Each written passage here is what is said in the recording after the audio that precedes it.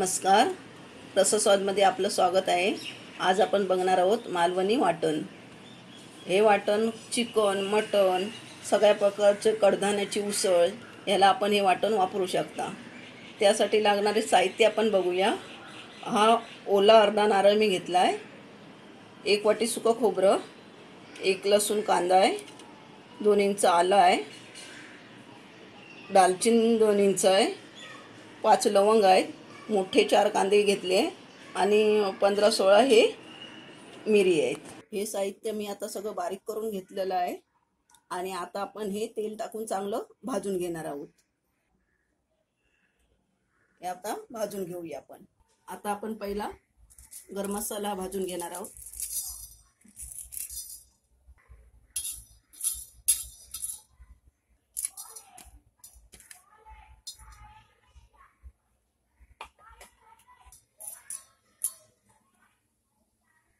थोडंसं तेल टाकून घेऊया।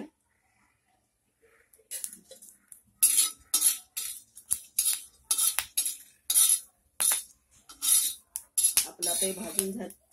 आता आपलं हे भाजून झालेलं आहे गरम मसाला, तो काढून घेऊया। आपण हे सुकं खोबरं घालून घेऊया।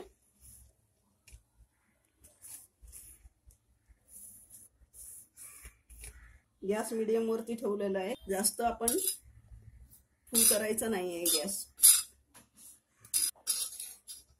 सुकं खोबरं घालते वेळी आपण सुकं खोबऱ्यामध्ये तेल नाही वापरायचं। हे असं सुकं खोबरं ब्राऊन जरा करायचं।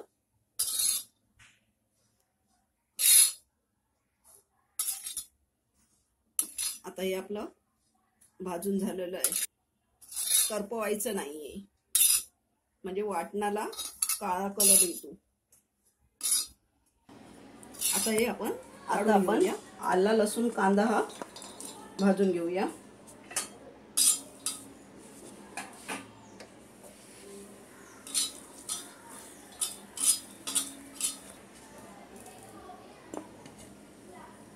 लसूण टाकूया, आलं टाकूया। हे आता आलं घातलेलं आहे आणि मी लसणीची सालं काढली नाहीये। लसणीची सालं तशीच ठेवून द्यायची, कारण त्या लसणीच्या सालामध्ये सगळं सत्व सगळं त्याचं लसणीचं त्याच्या सालामध्ये असतं। आता आपण कांदा घालून घेऊया।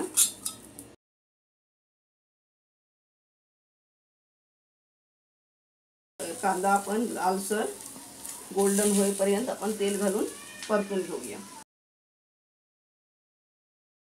थोडंसं ब्राऊन झालेलं आहे, आपण आता तेल घालून घेऊया।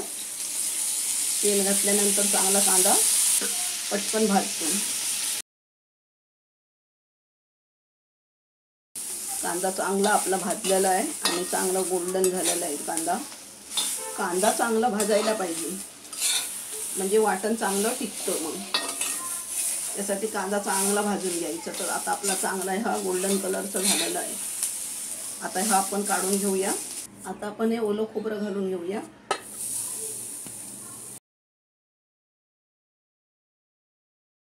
थोडं तेल घालूया।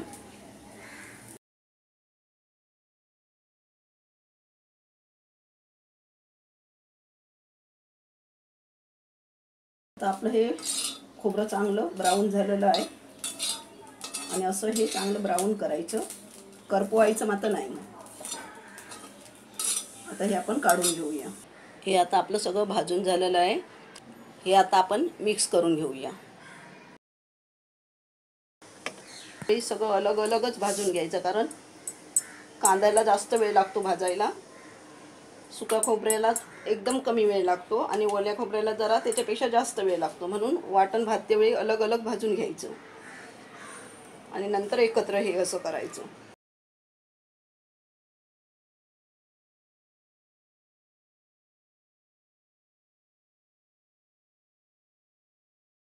आता हे वाटण आपलं भाजून तयार झालेलं आहे आणि असं हे वाटण आपण केलं तर हे 7 ते 7 दिवस चांगलं आरामात फ्रीजमध्ये राहू शकतं।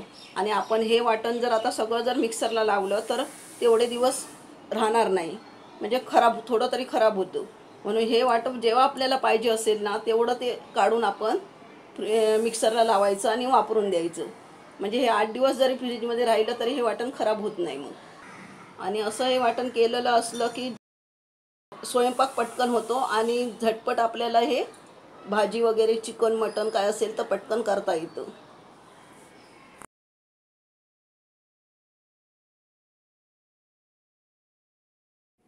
आता मी हे थोडं तुम्हाला वाटण मिक्सरला लावून दाखवते.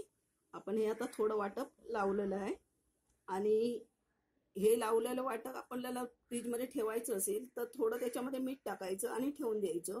आणि हे सगळं जर वाटण आपण जर फ्रीजला मिक्सरला लावलं तर पाणी घालायला लागतं आणि पाणी घातलेलं वाटण मिक्सरमध्ये ठेवलं, फ्रीजमध्ये ठेवलं फ्रीजरमध्ये तर ते कडक होतं आणि जेव्हा आपल्याला पाहिजे काढायला तेव्हा ते काढायला आपल्याला मिळत नाही कारण कडक झाल्यामुळे. म्हणून जेव्हा पाहिजे तेव्हा आपण हे असं खोबरं त्याच्यातलं वाटण काढून असं मिक्सरला लावून वापरायचं.